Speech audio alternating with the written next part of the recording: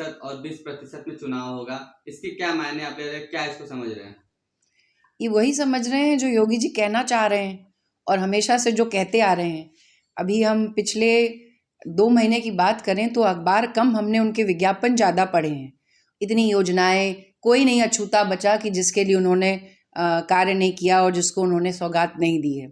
तो मैं ये कहना चाहती हूँ कि जिस सरकार ने इतना कार्य किया है, उसको ये चुनाव के ऐन समय पर आकर के ये 80% तो 20% करने की आवश्यकता क्यों आन पड़ती है? काम अगर आपका है तो आपको ये सब, चूंकि लेकिन आप अच्छे से जानते हैं कि अब वो विकास की बात जो अभी 4 साल तक बताई जा रही थी सरकार के द्वारा, पिछले 6 महीने से वो गायब है। और अब बस यही धर्म और जाति वाली राजनीति की बात हो रही है और ये लोग चाहते हैं कि वही जो ध्रुवीकरण किया जाए और उसका लाभ लिया जाए।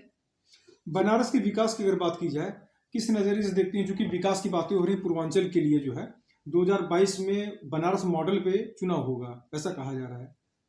तो क्या कहेंगे इस पे आप? ये विकास मॉडल पे ही चुनाव होगा यहाँ से?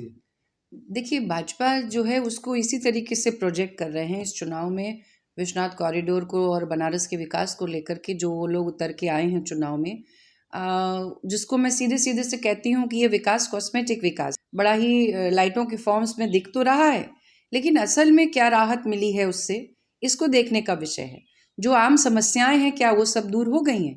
जाम की समस्या, पोल्यूशन की समस्या, गंदगी सफाई की, घाट गलियों की, और आप गंगा जी की बात करें अगर, तो गंगा जी तो हमारी जीवन दायिनी है, बनारस का एक अंग है जिनसे हम उनको अलग नहीं कर सकते।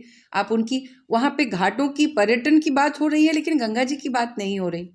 क्यों नहीं हो रही? आप अच्छे से जानते हैं। अभी भी उसमें नाले जो है वो बहाए जा रहे हैं, और जो ये इन्होंने घाटों के सौंदर्यीकरण के नाम पे जो उनसे साथ छेड़छाड़ की है, उसका रिजल्ट है कि अभी देखिए वहाँ हरे शैवाल आकर के जमे थे, जो कभी इतिहास में 80-100 साल में लोगों ने यहाँ पे जो गंगा जी रोज जाते हैं उन लोगों ने नहीं देखे थे। तो ये सब जो छेड़छाड़, अभी आपने नहर भी देखी है 1,000 करोड़ की, आपकी उसकी एक वो प्रोजेक्ट था जो एक नहर बनाई जा रही थी रेती पार पे, उसका क्या हश्र हुआ आप अच्छे से जानते हैं। तो ये विकास इसी तरीके का विकास है जो दिखाया जा रहा है कि इससे बहुत कुछ, लेकिन असल में यहाँ की जनता को, बनारस की जनता को उसका क्या लाभ है, क्या लाभ मिला है, ये देखने की बात है। चुनाव के 80% और 20% में चुनाव होगा, इसके क्या मायने आप ले रहे हैं, क्या इसको समझ रहे हैं? ये वही समझ रहे हैं जो योगी जी कहना चाह रहे हैं और हमेशा से जो कहते आ रहे हैं। अभी हम पिछले 2 महीने की बात करें तो अखबार कम, हमने उनके विज्ञापन ज़्यादा पढ़े हैं। इतनी योजनाएं, कोई नहीं अछूता बचा कि जिसके लिए उन्होंने कार्य नहीं किया और जिसको उन्होंने सौगात नहीं दी है। तो मैं ये कहना चाहती हूँ कि जिस सरकार ने इतना कार्य किया है, उसको ये चुनाव के ऐन समय पर आकर के ये 80% तो 20% करने की आवश्यकता क्यों आन पड़ती है? काम अगर आपका है तो आपको ये सब, चूंकि लेकिन आप अच्छे से जानते हैं कि अब वो विकास की बात जो अभी 4 साल तक बताई जा रही थी सरकार के द्वारा, पिछले 6 महीने से वो गायब है।